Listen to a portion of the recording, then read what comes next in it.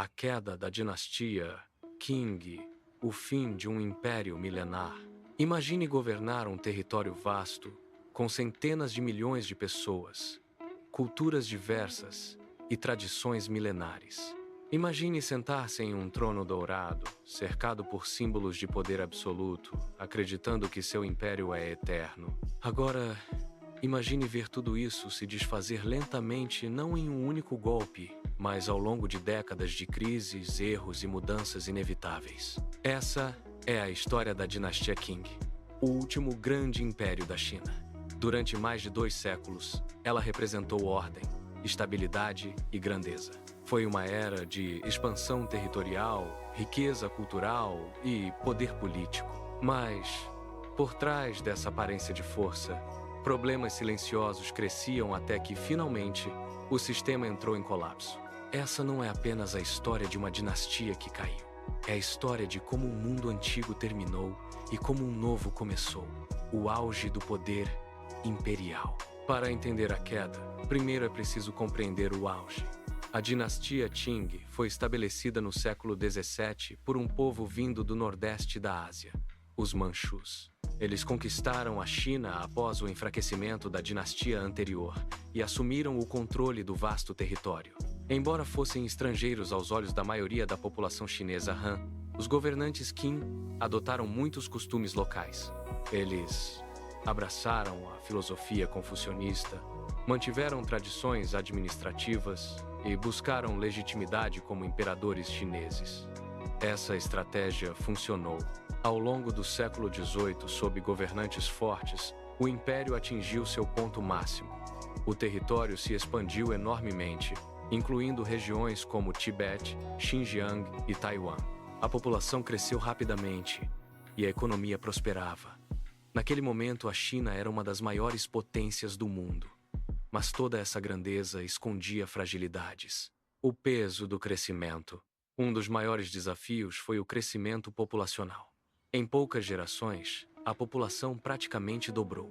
Isso significava mais trabalhadores, mais produção, mas também mais pressão sobre os recursos. A produção agrícola não acompanhou esse crescimento no mesmo ritmo. Terras férteis tornaram-se escassas. A fome começou a aparecer em algumas regiões. A desigualdade aumentou. E quando a desigualdade cresce, o descontentamento segue logo atrás. Isolamento. E o choque com o Ocidente. Outro problema foi a forma como o Império lidava com o mundo exterior. Durante muito tempo, a China se via como o centro do mundo civilizado. Outras nações eram consideradas inferiores ou periféricas.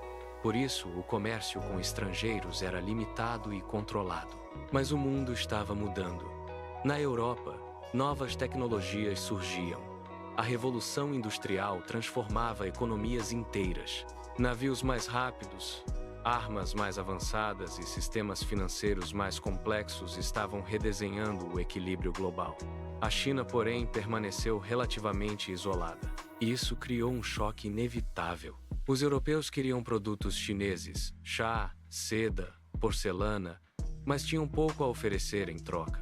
Para equilibrar o comércio, começaram a introduzir um produto altamente lucrativo: o ópio.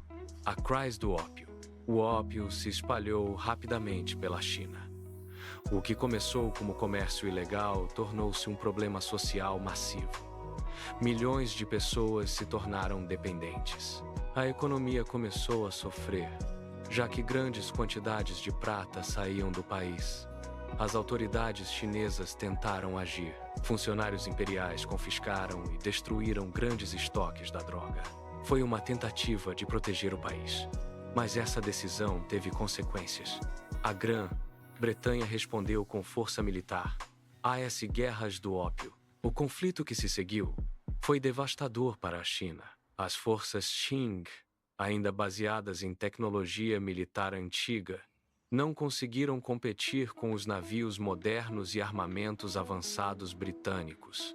A derrota foi rápida e humilhante. Como resultado, a China foi obrigada a assinar tratados que favoreciam as potências estrangeiras. Portos foram abertos à força, territórios foram cedidos e a soberania do país foi comprometida. Esses acordos ficaram conhecidos como Tratados Desiguais e foram apenas o começo. Rebeliões internas. O império se fragmenta. Enquanto enfrentava pressões externas, o império também se desintegrava por dentro. Uma das maiores crises foi a Rebelião Taiping, uma das guerras civis mais sangrentas da história. Liderada por um homem que acreditava ter uma missão divina, a revolta rapidamente se transformou em um movimento massivo contra o governo Qing. Milhões de pessoas morreram. Regiões inteiras foram devastadas. Embora o governo tenha conseguido suprimir a rebelião, o custo foi enorme. O império saiu enfraquecido, com sua autoridade abalada, corrupção e decadência administrativa. Ao mesmo tempo, a estrutura interna do governo se deteriorava. Funcionários locais muitas vezes priorizavam interesses pessoais. Subornos, abusos de poder e negligência se tornaram comuns. Para a população, o governo parecia distante e ineficaz. A confiança começou a desaparecer. Tentativas de modernização. Diante dessas crises, surgiram tentativas de reforma. Alguns líderes perceberam que era necessário modernizar o país, introduzir novas tecnologias, fortalecer o exército e adaptar o sistema político. Esses esforços ficaram conhecidos como o movimento de autofortalecimento. Mas havia um problema.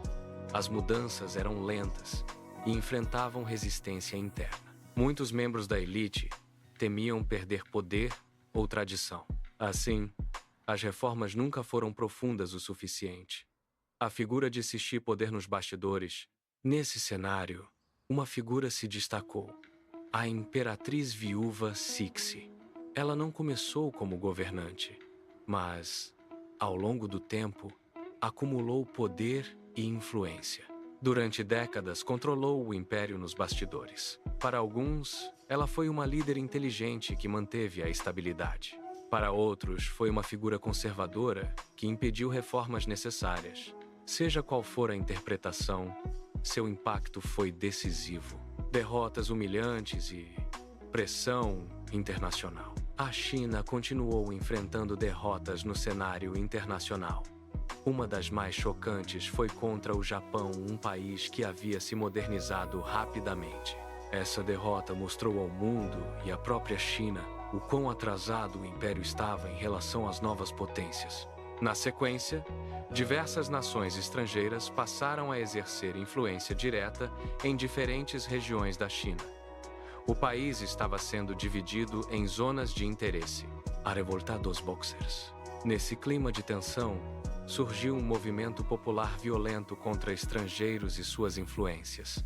Esse grupo ficou conhecido como os Boxers. Eles acreditavam que poderiam expulsar forças externas e restaurar o orgulho nacional. Inicialmente receberam apoio do governo, mas isso levou a consequências desastrosas.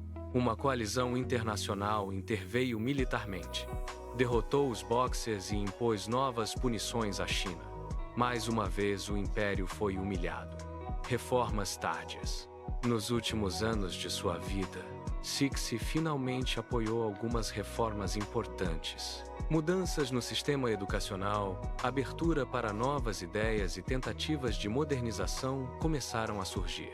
Mas era tarde demais. O sistema já estava profundamente desgastado. O último imperador. Após a morte de Cixi, o trono foi ocupado por uma criança, Puyi. Ele tinha apenas 2 anos de idade. O império, já enfraquecido, agora era governado simbolicamente por um menino. A autoridade central praticamente desapareceu. A revolução começa. No início do século XX, ideias revolucionárias começaram a se espalhar. Intelectuais, militares e cidadãos comuns passaram a questionar o sistema imperial. Um novo ideal surgia: a República. O momento decisivo veio com um levante militar que rapidamente se espalhou. Províncias começaram a declarar independência. O império estava desmoronando. O fim da dinastia. Diante da pressão, a corte imperial tomou uma decisão histórica. O jovem imperador abdicou do trono. Com isso, Mais de 2000 anos de governo imperial na China chegaram ao fim. Um novo começo, mas não sem caos. O fim da dinastia não trouxe estabilidade imediata. Pelo contrário, o país mergulhou em conflitos internos, disputas de poder e fragmentação política. Senhores da guerra controlavam regiões. Novos movimentos políticos surgiam. A China estava em transformação. O legado da queda. A queda da dinastia Qin não foi apenas o fim de um governo. Foi o fim de uma forma de ver o mundo. Durante séculos, o imperador era visto como uma figura quase divina, responsável pela ordem do universo. Essa ideia desapareceu. No lugar surgiu uma nova realidade baseada em política moderna, conflitos ideológicos e busca por identidade nacional. Conclusão: a história da dinastia Qin é uma lição poderosa. Ela mostra que nenhum império é eterno, mostra que tradição sem adaptação pode levar à queda, e mostra que grandes transformações raramente acontecem de forma rápida, elas se acumulam silenciosamente até que o sistema não consegue mais se sustentar. Hoje, os vestígios desse império ainda existem em monumentos, cultura e memória. Mas o mundo que ele representava já ficou para trás. E o que surgiu depois moldou a China que conhecemos hoje.